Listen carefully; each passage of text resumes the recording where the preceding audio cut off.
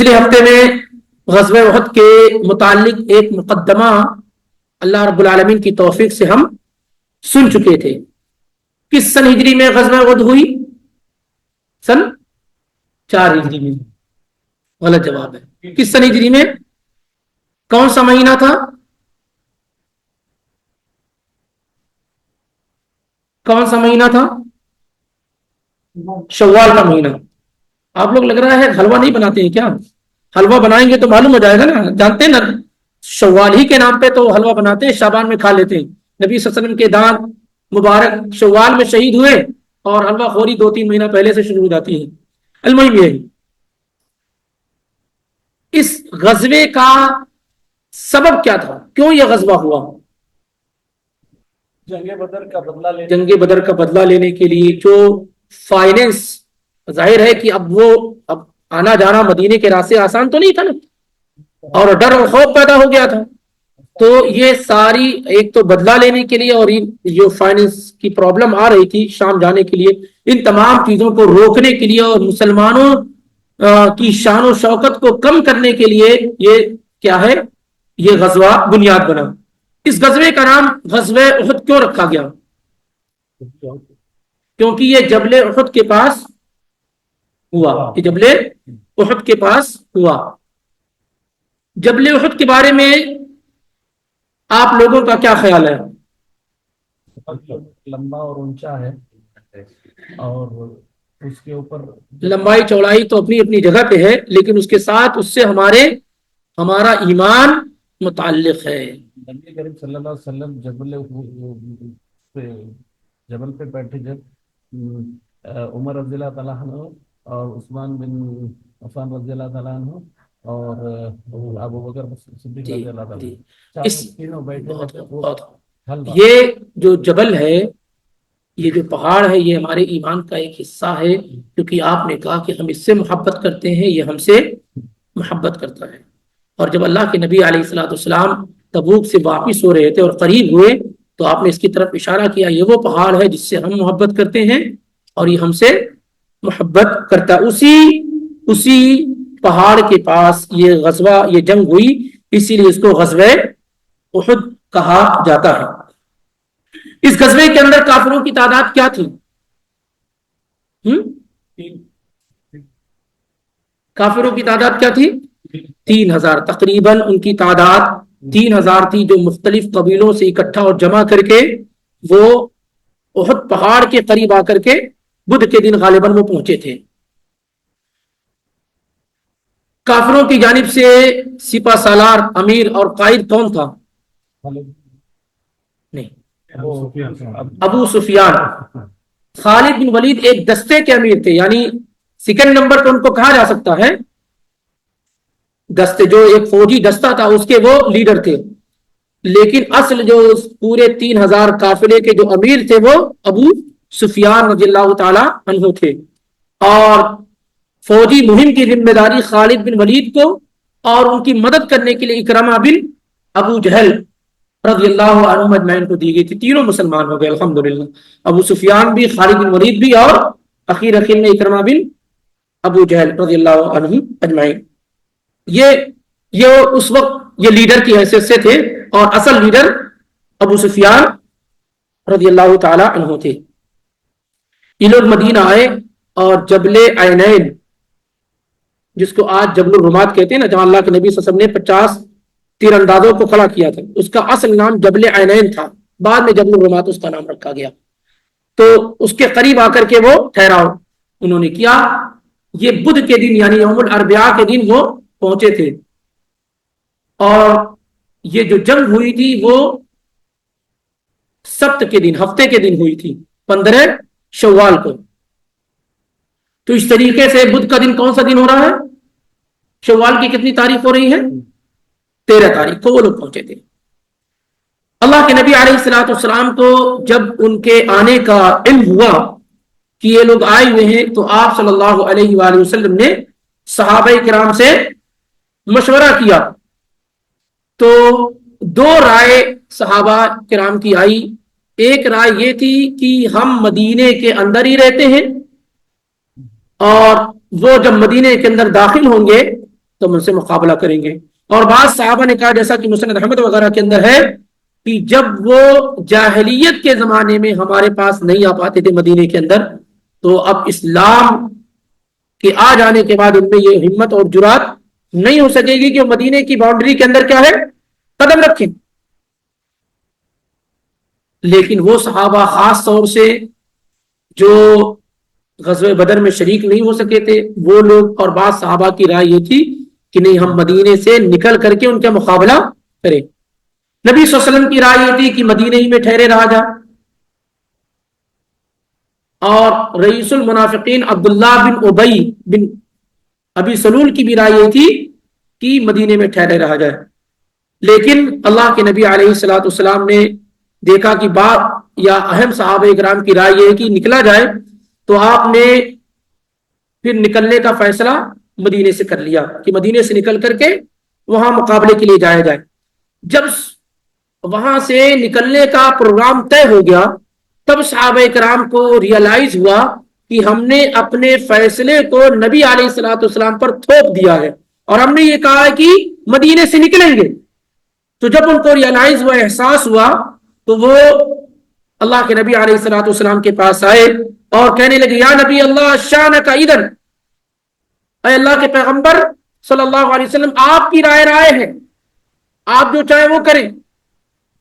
تو آپ صلی اللہ علیہ وسلم نے کہا انہ لیس لنبی اذا لبس لامتہ ان یدع حتی یقاتل، کہ کسی بھی نبی کے لیے مناسب نہیں کہ جب وہ جنگی ہتھیار پہن لے، لباس پہن لے، تو جنگ کرنے سے پہلے وہ اسے اتارے. اب میں نے یہ پہن لیا ہے، اب ان کے مقابلے کے لیے مدینے سے نکلنا ہوگا. اور اس سے پہلے ذکر کیا گیا تھا 3 صحابہ سے روایت موجود، عبداللہ بن عباس سے، ابو موسیٰ الاشعری سے، اور جابر بن عبداللہ رضی اللہ تعالیٰ عنہ سے. تینوں نے بیان کیا کہ نبی علیہ الصلوۃ والسلام نے خواب دیکھا. غزوہ احد کے پس منظر میں آپ نے خواب دیکھا اور آپ نے کہا کأنی رأیت کأنی فی درع حصینۃ ورأیت بقرۃ منحرۃ، کہ میں نے دیکھا ہے کہ میں ایک مضبوط جنگی ہتھیار میں ہوں یا لباس میں ہوں یا مضبوط جگہ پہ ہوں، اور اس سے مراد مدینہ ہے. اور میں نے یہ دیکھا گائے کو دیکھا جن کو ذبح کیا جا رہا ہے، جس سے مراد یہ ہے کہ ہمارے پاس صحابہ کیا ہے شہید کیے جائیں گے. آپ نے یہ بھی خواب دیکھا کہ ذوالفقار جو آپ کی تلوار ہے اس میں اس کا حصہ کریک ہو گیا ہے. تو آپ نے اس کی تعویل یہ کی، اس کی تفسیر یہ کی کہ میرے اہل خانہ میں سے کسی کی کیا ہے شہادت ہوگی اس غزوے کے اندر. اور ظاہر ہے نبی کا خواب وہی ہوتا ہے، تو ہو بہو ویسے ہی ہوا جو آپ صلی اللہ علیہ وسلم نے خواب میں دیکھا تھا. آپ صلی اللہ علیہ وسلم مکمل طریقے سے محفوظ رہے، جبکہ ٹارگٹ آپ ہی تھے. اس غزوے میں ٹارگٹ کون تھے؟ ٹارگٹ آپ تھے. آگے انشاءاللہ ہم پڑھیں گے اس کو. آپ محفوظ رہے، آپ کے بڑے بڑے صحابہ محفوظ رہے، اکثر مسلمان محفوظ رہے، مدینہ محفوظ رہا، لیکن چند صحابہ کرام جو ہے شہید ہو گئے. اور جو تلوار میں کریک کا معاملہ تھا وہ یہ کہ آپ کے عظیم چچا، آپ کے سب سے محبوب شخص حمزہ بن عبد المطلب رضی اللہ تعالیٰ عنہ کیا ہے شہید کر دیے گئے تھے. اور آپ نے اس کو خیر سے ہی خیر ہی کے معنی میں بیان کیا تھا. نبی علیہ الصلوۃ والسلام نے جب دیکھا کہ وہ لوگ تیار ہو کر آ گئے ہیں، 3000 کی تعداد میں ہیں، اور بہت سارے مال و دولت اور جنگی ہتھیاروں سے لیس ہیں، عورتیں بھی ان کے ساتھ آئی ہوئی ہیں آر دلانے کے لیے. مشرکین مکہ عورتوں کو بھی لے کر آئے تھے کہ وہ چوڑیاں بجائیں گی اگر آپ کے اندر تھوڑی بھی بزدلی پیدا ہوگی، آر دلائیں گی آپ کو. کیونکہ کیا ہے عرب کے لوگ اس معاملے میں بڑے غیور تھے. حفیظ جالندھری نے کسی موقع پر کہا ہے کہ دیے ماؤں نے دھکے بیویوں نے ان سے رخ پھیرا، جدھر آنکھیں اٹھی شرم و ندامت ہی نے آ گھیرا. کہا ماؤں نے جاؤ تم بیٹے نہ ہم مائیں، حرام اس پر ہمارا دودھ جو میدان سے بھاگ آئے. اسی بے آب روئی کے لیے کیا تم کو پالا تھا، رہے تم بھی وہی ہوتے تم بھی جہاں وہ کملی والا تھا. اور اس طریقے سے وہ چوڑیاں بجا بجا کر کے. تو مشرکین مکہ نے کیا کیا، عورتوں کو لے کر کے آئے تھے، بعض عورتوں کو لے کر آئے جن کی تعداد 15-17 تھی. تاکہ کہیں سے بھی بزدلی پیدا نہ ہو، اور بزدلی اگر پیدا ہو تو عورتیں کیا ہیں، ہاں ان کے اندر مہمیز لگانے کا کام کرے، کیونکہ آپ سبھی جانتے ہیں کہ کوئی آدمی عورتوں کے سامنے رسوائی، ہر آدمی اب عورتوں کے سامنے کیا ہے، بڑا بننا چاہتا ہے. تو یہ سارے حربے کیا ہے، اختیار کیے گئے تھے. وہ لوگ بطن الوادی میں پہنچے جو احد پہاڑ کے پاس ہے، بالکل قریب قریب ہے. یہاں پر جب اللہ کے نبی علیہ الصلوۃ والسلام کو اس کا علم ہوا تو آپ نے لوگوں کو تیار کیا اور جمعے کی نماز آپ نے پڑھائی. جمعے کی نماز پڑھانے کے بعد پھر آپ وہاں سے نکلے، اور اسی وقت بنو نجار کے ایک صحابی کی وفات بھی ہو چکی تھی، مالک بن عمرو نام تھا ان کا. تو آپ صلی اللہ علیہ وسلم نے غالباً عصر کی نماز کے بعد ان کی نماز جنازہ پڑھائی، اور پھر وہاں سے آپ صلی اللہ علیہ وسلم جمعے کے دن نکلے تھے، اور ہفتے کے دن سنیچر کے دن یہ جنگ ہوئی تھی. نبی علیہ الصلوۃ والسلام نے ظاہری طور پر جتنے بھی چیزیں ہو سکتی وہ اختیار کی تھی. دو جنگی لباس آپ صلی اللہ علیہ وسلم نے پہنے تھے، جیسا کہ مسند احمد وغیرہ کے اندر روایت موجود ہے. پھر آپ صلی اللہ علیہ وسلم نے جنگی تیاریاں بھی کی. مصعب ابن عمیر کو مہاجرین کا جھنڈا دیا، مہاجرین کا جھنڈا مصعب ابن عمیر کو دیا، اور اوس جو انصار میں سے تھے ان کا جھنڈا آپ نے اسید بن حضیر رضی اللہ تعالیٰ عنہ کو دیا، اور جو خزرج میں سے تھے حباب بن منذر ان کو ایک جھنڈا دیا. اس طریقے سے 3 صحابہ کرام کو آپ نے جھنڈا دے کر کہا کہ ان کے ساتھ آپ کیا ہے، رہے پیچھے پیچھے جو جھنڈا دیا جاتا ہے.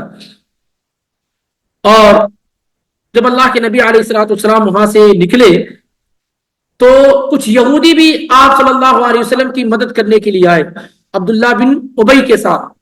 تو آپ صلی اللہ علیہ وسلم نے کہا کہ یہ کون لوگ ہیں؟ تو عبداللہ لوگوں نے بتایا کہ یہ عبداللہ بن ابی کے ساتھ ہیں یا عبداللہ بن سلام کے ساتھ ہیں. یہودی تھے، مسلمان نہیں ہوئے تھے.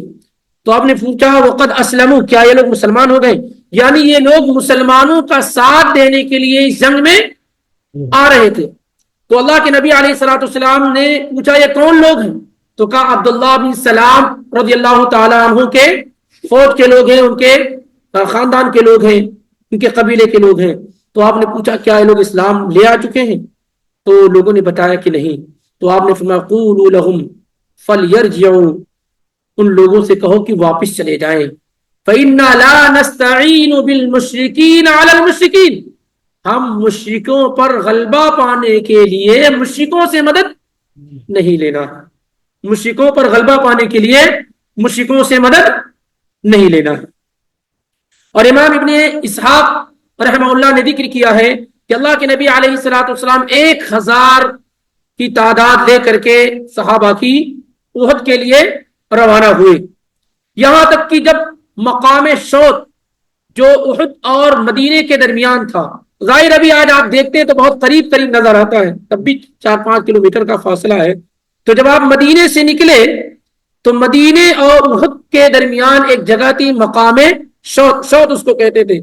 جب وہاں پہنچے اللہ کے پیغمبر صلی اللہ علیہ وسلم تو عبداللہ بن ابی جو ہے 1/3 لوگوں کو لے کر تقریباً 300 لوگوں کو لے کر کے واپس جانے لگا، اور اس نے یہ کہا کہ تم لوگوں نے ان کی بات مان لی ہے، میری نافرمانی کی ہے. یعنی میں نے کہا کہ مدینے کے اندر رہ کر کے جنگ کریں گے، یہ بات تم لوگوں نے نہیں مانی ہے. تو اس طریقے سے وہ 300 لوگوں کو لے کر کے واپس جانے لگے. لیکن جابر بن عبداللہ رضی اللہ تعالی عنہما جو مشہور صحابی، ان کے والد عبداللہ بن عمرو بن حرام جو بنو سلمہ قبیلے سے تھے، خاندان سے تھے، انہوں نے ان لوگوں کا پیچھا کیا اور کہا یا قومی اذکرکم اللہ، میں تمہیں اللہ تعالیٰ کا واسطہ دیتا ہوں، اللہ تعالیٰ کو کی یاد دلاتا ہوں تمہیں، ان تخذلوا نبیکم وقومکم، کہ تم اپنے نبی کو اور اپنی قوم کو رسوا اور ذلیل نہ کرو. اے بنو سلمہ کے لوگوں، تم واپس جا کر کے اپنے نبی کو اور اپنی قوم کے لوگوں کو ذلیل نہ کرو. ان لوگوں نے کہا کہ اگر ہم جانتے کہ لڑائی لڑنی ہوگی تو ہم کیا ہے نہیں آتے. اس طریقے سے ان لوگوں نے کہا، یعنی وہ تعداد لے کر کے عبداللہ بن ابی ایک بڑی تعداد لے کر جا رہے تھے. لیکن ان کی تقریر کرنے سے اور اسی طریقے سے اللہ رب العالمین کی رہنمائی کرنے کی وجہ سے بنو سلمہ کے لوگ کیا ہے، بنو سلمہ کے لوگ اور اسی طرح بنو حارثہ، یہ دو قبیلے کے لوگ بچ گئے، اور وہ لوگ ان کی تقریر سے متاثر ہو کر پھر اللہ کے نبی صلی اللہ علیہ وسلم کے گروہ میں آ کر کے شامل ہو گئے۔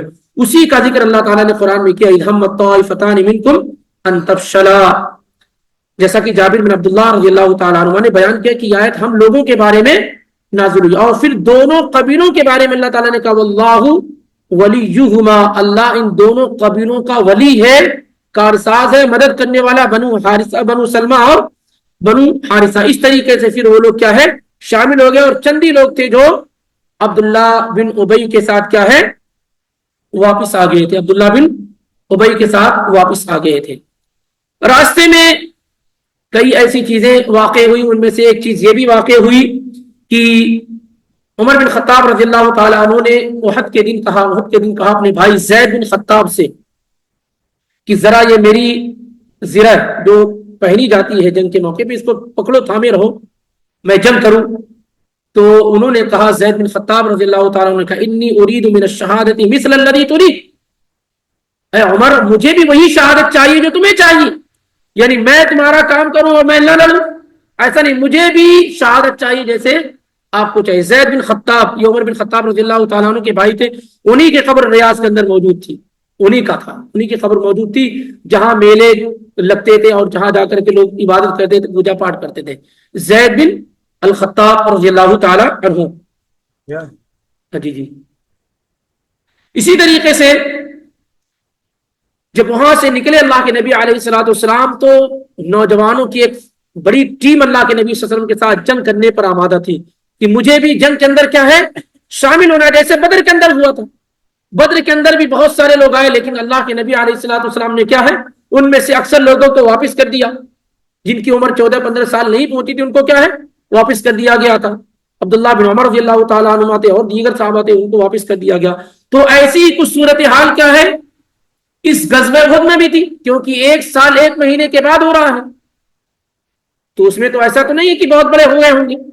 تو اللہ کے نبی علیہ الصلوۃ والسلام نے اس جنگ کے اندر بھی بہت سارے صحابہ کو، تقریباً 14 سے 15 صحابہ کو واپس کر دیا اور ان کو جنگ میں شامل ہونے کی اجازت نہیں دی۔ مقام شیخان ایک جگہ ہے، شیخان ایک جگہ تھی اسی دوران، جب وہاں آپ صلی اللہ علیہ وسلم ٹھہرے اور آپ نے دیکھا کہ کم عمر صحابہ بھی ہیں، تو جن کی عمر 14 سال سے کم تھی ان تمام صحابہ اکرام کو اللہ کے نبی صلی اللہ علیہ وآلہ وسلم نے کیا ہے واپس کر دیا۔ عبداللہ بن عمر رضی اللہ تعالیٰ عنہما کہتے ہیں، صحیح بخاری کے اندر ہے کہ ان رسول اللہ صلی اللہ علیہ وسلم عرضہ یوم احد وهو ابن 14 سنة فلم یجزنی، کہ احد کے دن انہوں نے اپنے آپ کو پیش کیا، 14 سال کے تھے عبداللہ ابن عمر رضی اللہ تعالیٰ عنہما، تو اللہ کے نبی علیہ الصلوۃ والسلام نے اجازت نہیں دی۔ اور خندق جب ہوئی، جب میں 15 سال کا ہوا تو غزوہ خندق میں اللہ کے نبی صلی اللہ علیہ وسلم نے مجھے اجازت دی، یعنی بدر میں بھی شریک ہوئی، 13 سال کی عمر تھی، ریجیکٹ کر دیے گئے۔ احد میں آئے 14 سال کی عمر تھی، ریجیکٹ کر دیے گئے۔ خندق میں جب آئے 15 سال کی عمر تھی تو پھر کیا ہے ایڈمٹ کیا گیا، تو ان کو اس طریقے سے ریجیکٹ کر دیا گیا۔ اسی طریقے سے اسامہ بن زید رضی اللہ تعالی عنہما جو نبی صلی اللہ علیہ وسلم کے بڑے لاڈلے اور چہیتے تھے، ان کو بھی اللہ کے پیغمبر نے واپس کر دیا۔ زید بن ثابت رضی اللہ تعالی عنہ، یہ بھی بڑے عظیم صحابی ہیں، ان کو بھی اللہ کے پیغمبر نے واپس کر دیا۔ البراء ابن عازب رضی اللہ تعالی عنہما، یہ بھی بڑے عظیم صحابی ہیں، ان کو بھی اللہ کے نبی صلی اللہ علیہ وسلم نے واپس کر دیا۔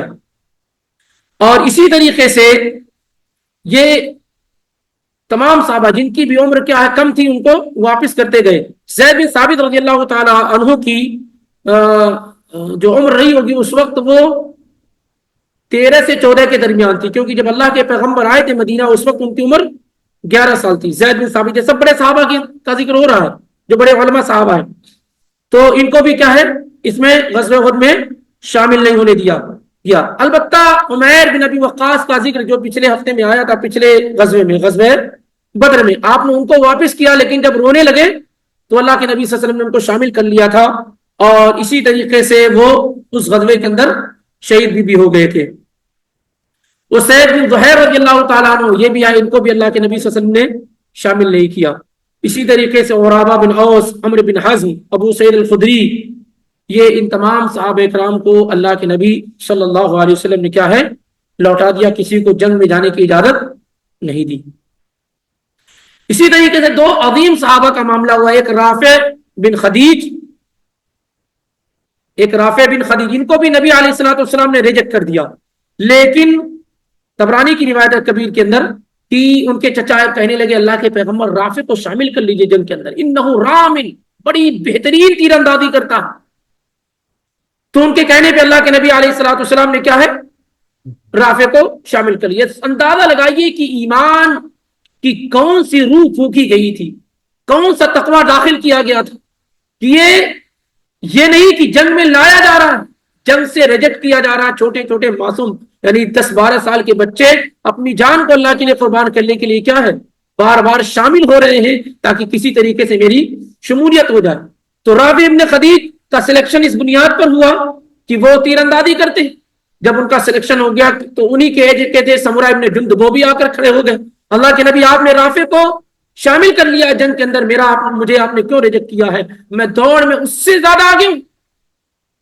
تو پھر اللہ کے نبی صلی اللہ علیہ وسلم نے سمرہ بن جندب رضی اللہ تعالیٰ عنہ کو بھی کیا ہے اس غزوے میں شامل کر لیا. اس طریقے سے اللہ کے نبی علیہ الصلوۃ والسلام نکلے وہاں سے, اور پھر آپ صلی اللہ علیہ وسلم جب پہنچے غزوہ احد کے پاس یعنی احد پہاڑ کے پاس, تو آپ صلی اللہ علیہ وسلم نے کہا صحابہ سے کہ اپنے چہروں کو تم لوگ مدینے کی طرف اور پیٹھ کو پہاڑ کی طرف جبل احد کی طرف کیا ہے کر لو. اپنے چہرے کو مدینے کی طرف اور پیٹھ کو جبل احد کی طرف کیا ہے کر لو. اس کے بعد آپ صلی اللہ علیہ وسلم نے 50 تیر اندازوں کو سلیکٹ کیا. ان صحابہ میں سے 50 تیر اندازوں کو آپ صلی اللہ علیہ وسلم نے سلیکٹ کیا. اور آج آپ دیکھ رہے ہوں گے جو شہدائے احد کی جو قبر ہے اس سے بالکل متصل جو پہاڑ ہے جس کو آج جبل الرمات کہتے ہیں, اصل میں اس زمانے میں اس کا نام کیا تھا جبل عینین تھا. اس پہاڑ پر اللہ کے نبی علیہ الصلوۃ والسلام نے 50 تیر اندازوں کو کھڑا کر دیا. اور ان کا کمانڈر اور جو ہے لیڈر عبداللہ بن جبیر رضی اللہ تعالیٰ عنہ کو بنایا. ایک عبداللہ بن زبیر ہے زا کے ساتھ, اب عبداللہ بن زبیر بن العوام وہ مہاجر ہیں, یہ انصاری صحابہ میں سے. عبداللہ بن جبیر جیم کے ساتھ, ان کو آپ نے وہاں کا کمانڈر بنا کر وہاں پہ کھڑا کر دیا. اور جو بات آپ صلی اللہ علیہ وسلم نے کہی تھی وہ یہ تھی کہ ان رأیتمونا تختفنا الطیر فلا تبرحوا مکانکم, دیکھو یہاں پر ڈٹے رہنا. اگر تم یہ دیکھو کہ ہمیں پرندے اچک رہے ہیں, اگر تم یہ دیکھو کہ پرندے ہم لوگوں کو اچک رہے ہیں نوچ رہے ہیں, فلا تبرحوا مکانکم, تو اپنی جگہ سے ہلنا نہیں, اپنی جگہ سے ہلنا نہیں. حتی ارسل الیکم, یہاں تک کہ میں تمہیں بلا لوں. وَإِن رَأَيْتُمُونَا حَزَمْنَا الْقَوْمَ وَأَوْطَانَا لَهُمْ فَلَا تَبْرَحُوا حَتَّى أُرْسِلَ, اور تم دیکھنا کہ ہم نے لوگوں کو ہرا دیا تب بھی وہاں سے ہٹنا نہیں. یعنی ہر صورت میں تم وہاں سے ہٹنا نہیں, ہر صورت میں تم وہاں سے ہٹنا نہیں. اور اس کے بعد پھر اللہ کے نبی علیہ الصلوۃ والسلام نے جنگی تدبیر پوری اختیار کی اور جنگ ہوئی. اور جنگ کی صورتحال آگے انشاءاللہ آ بھی رہی کہ جنگ اصل میں جیتی ہوئی جنگ تھی, لیکن یہ اللہ کے پیغمبر صلی اللہ علیہ وسلم کی جو بڑی تاکیدی جو حکم تھا کہ کچھ بھی ہو جائے ہٹنا نہیں, بس وہی ایک مسٹیک اور غلطی ہوئی کہ جنگ کا رخ بدل گیا. جنگ کا رخ کیا ہے بدل گیا. اور بہت سارے لوگ سمجھتے ہیں کہ فرشتے مدد کرنے کے لیے آئے تھے, نہیں آئے تھے. فرشتے صرف 2 آئے تھے, جبریل اور میکائیل, اور صرف نبی صلی اللہ علیہ وسلم کی حفاظت کر رہے تھے, کسی اور کی نہیں.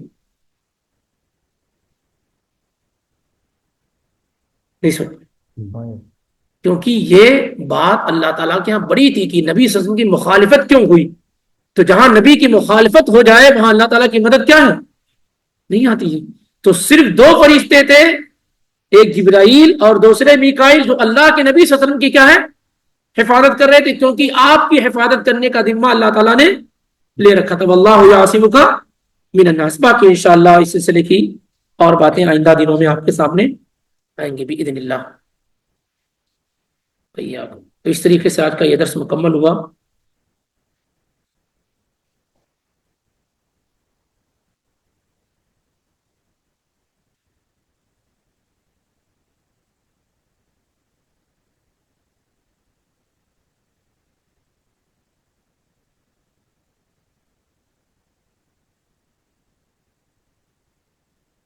کوئی سوال ہے کیا؟ اس پہ نہیں ہے کچھ؟ جی شہید ہونے کو کتنے درجات ہے یا کتنے طریقے کا ہے شہید کن کن جگہ سے؟ دیکھیے اصل جو شہید ہوتا ہے، اصل جو شہید وہ معرکے کا شہید جو میدان جنگ میں لڑتا ہوا مارا جائے، اصل شہید اس کو کہتے ہیں۔ باقی بہت سارے لوگوں کو نبی علیہ الصلوۃ والسلام نے شہید کہا ہے، جیسے جو پیٹ کی بیماری میں وفات پا جائے وہ شہید ہے۔ اسی طریقے سے جو شخص ڈوب کر کے مر جائے، جس پر عمارت گر جائے، جو اپنے مال کی حفاظت کرتا ہوا مار دیا جائے، یہ سب شہید ہیں۔ لیکن اصل جو شہید ہے جس کی فضیلت ہے وہ کون ہے؟